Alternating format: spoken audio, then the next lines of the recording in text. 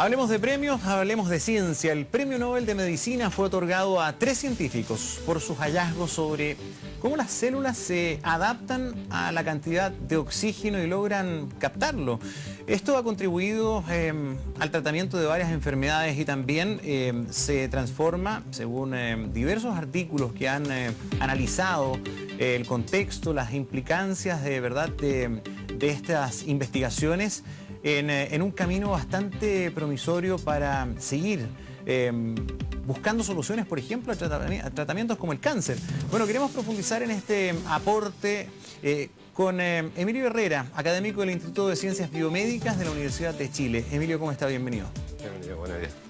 Bueno, Nobel de Medicina, una serie de descubrimientos de 3 científicos, ¿verdad?, que han obtenido este galardón internacional. Explícanos de manera lo más simple posible de qué se trata en primer lugar. Este descubrimiento en realidad fue en la década de los 90, cuando eran 3 investigadores que estaban haciendo sus propias líneas de investigación. Uno trabajaba en cómo tratar de combatir la anemia, la falta de glóbulos rojos en la sangre, y otro era más bien ligado al cáncer. Claro. Investigaciones por separado. Por separado. 2 estadounidenses, un británico. Exacto. Algunos trabajaban en sus laboratorios explorando con ratones, ¿no? ¿Verdad?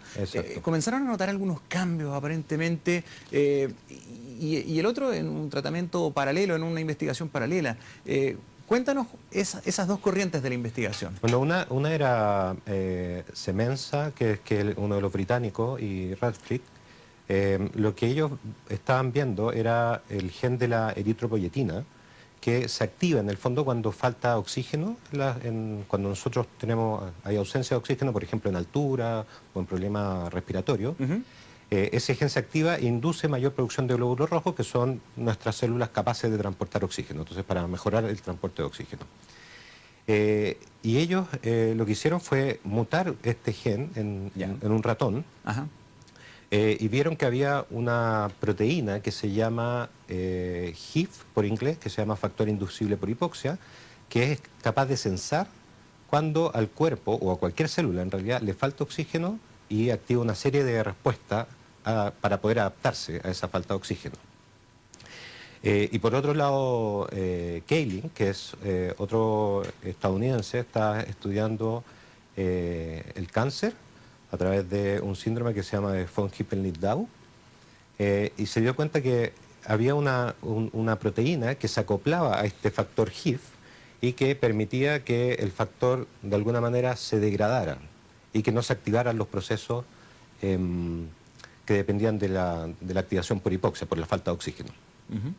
Entonces, juntando todo esto, ellos determinaron que hay una proteína o sea, la principal el HIF, pero otras proteínas además que se acoplan al HIF que permiten que todas las células, no solo las células respiratorias o de la sangre, sino que todas las células puedan sensar de alguna manera el oxígeno que hay en su ambiente. Y esto permite, por lo tanto, que el cuerpo, ya sea completo a través de mejorar los glóbulos rojos, por ejemplo, o en una herida, que también hay falta de oxígeno porque se rompe el tejido y ahí no llega sangre, entonces hay falta de oxígeno, responde a cada una de las células a esta falta de oxígeno y esta respuesta sea para conservar de alguna manera la vida celular. A ver, ¿de qué manera estos hallazgos que se conversan, ¿no?, entre ellos, ¿verdad?, y llegan a este resultado, se pueden materializar en soluciones?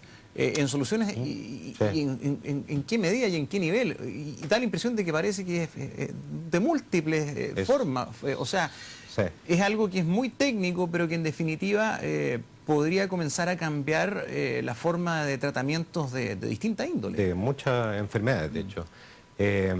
Una de las observaciones que hizo uno de los miembros del comité del Nobel, que asignó el Nobel, era que este era uno de los descubrimientos más transversales en el último tiempo, porque finalmente todas las enfermedades o todas las patologías que nos llevan a la muerte son básicamente por falta de oxígeno. Y estamos hablando de enfermedades cardiovasculares, del mismo cáncer, de infartos, por ejemplo, al miocardio o problemas vasculares cerebrales.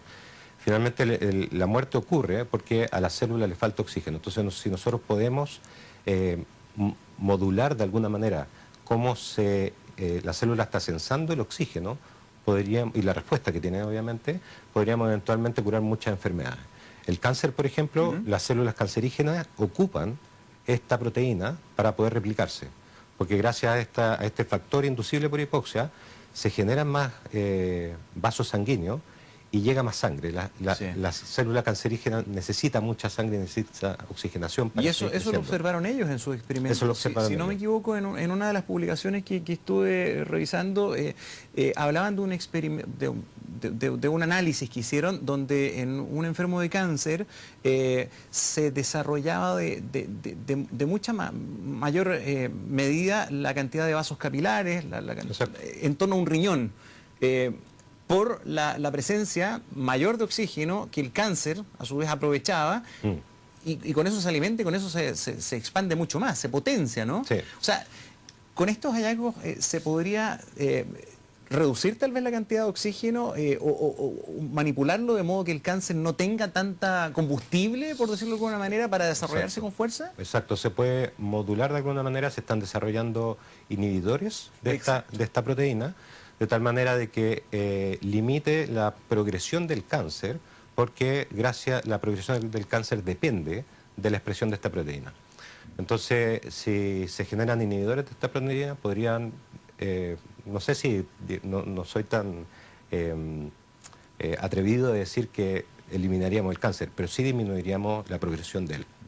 Ahora, estos hallazgos ya llevan, tú decías, investigaciones de los 90. Sí, claro. Ellos ya hace un par de años habían obtenido un premio internacional bastante importante que coronan hoy con el Nobel de Medicina, ¿cierto? El premio Lasker, que es el 2016, que muchas veces se asocia a que el que se adjudica el Lasker después viene el Nobel. El Nobel, sí.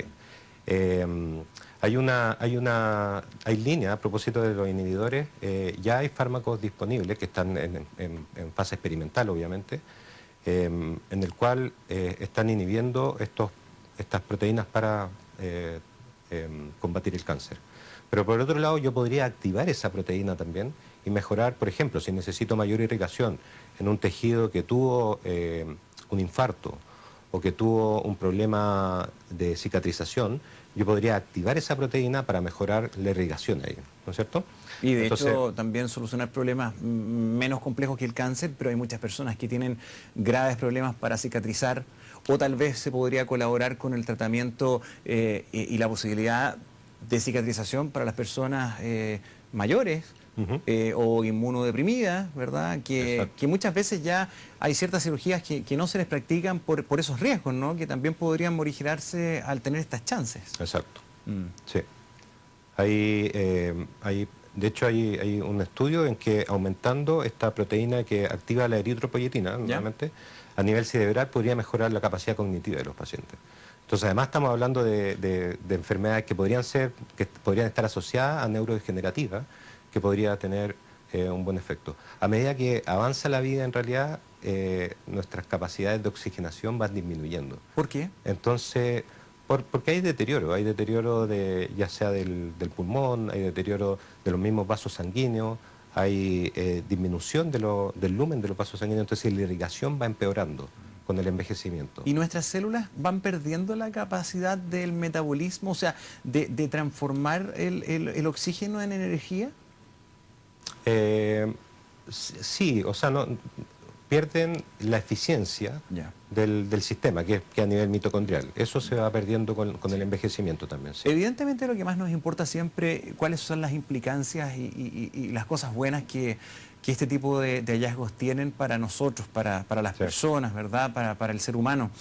Pero esto también tiene un impacto en toda, digamos, la vida.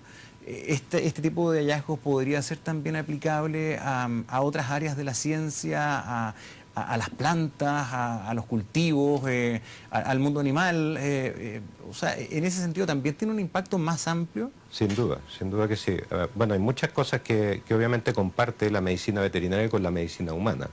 Hay muchos tratamientos que parten en medicina veterinaria y Sin después se duda. transfieren al humano o viceversa. Pero más bien llevando el foco Pero a lo botánico, Sí, en sí. circunstancias que estamos en un contexto de cambio climático, donde también se requiere, ¿verdad?, hacer más fuertes, más eficientes nuestros cultivos.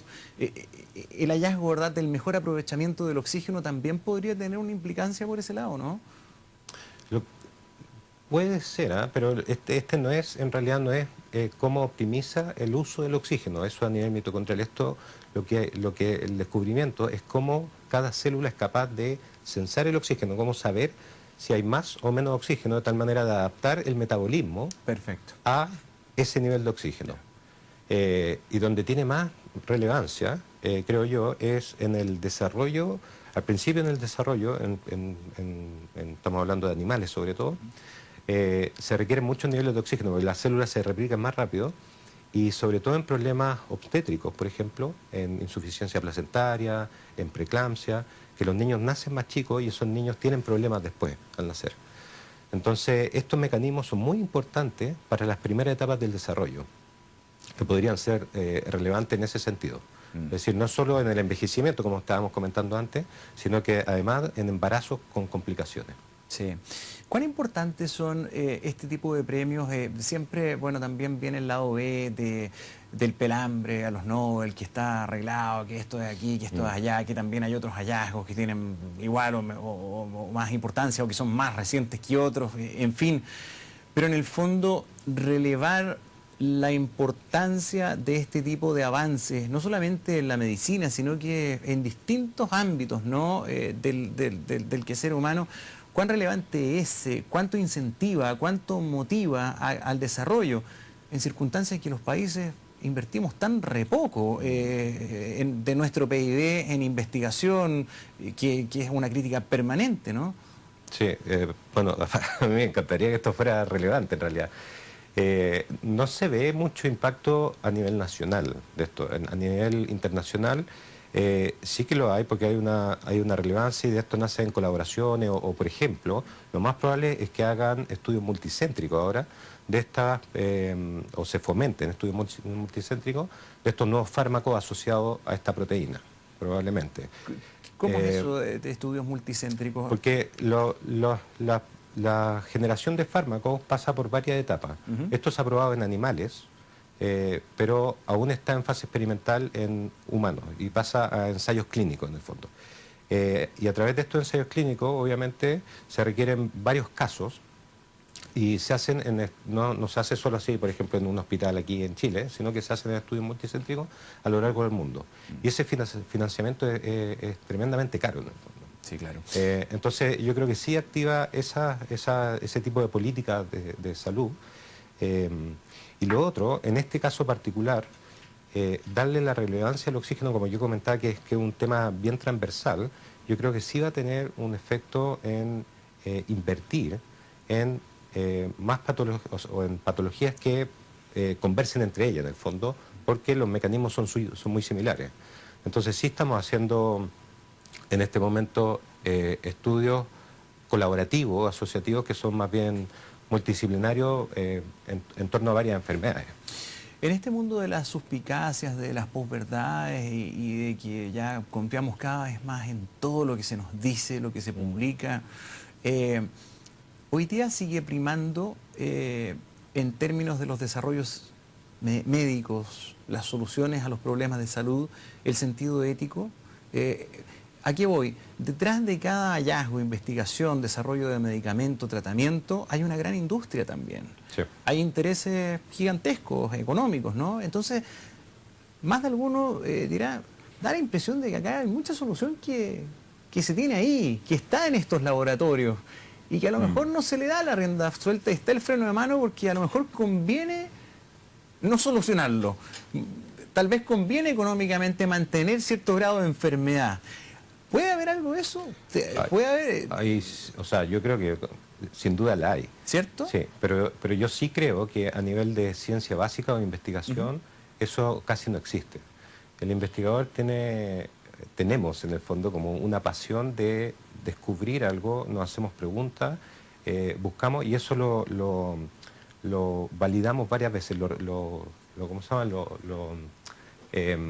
Tratamos de resolver por varias aristas y esto es lo que pasó con estos investigadores. Ahora, cuando esto se transfiere a la parte empresarial, que es la farmacéutica, ahí yo creo que definitivamente hacía conveniencia cuando sacamos este remedio, porque todavía estamos ganando en el fondo con el que ya existe. Eso yo creo que sí lo hay.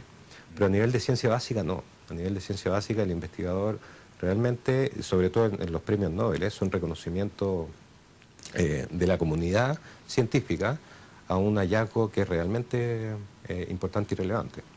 Emilio Herrera, académico del Instituto de Ciencias Biomédicas de la Universidad de Chile, muchísimas gracias por venir, por conversar un poco más y ayudarnos a tratar de entender más la relevancia y de qué se trata este premio, en este caso el Nobel de Medicina 2019. Gracias por venir. Gracias a ti, que tenga Gonzalo. buen día. Un gusto. Igualmente.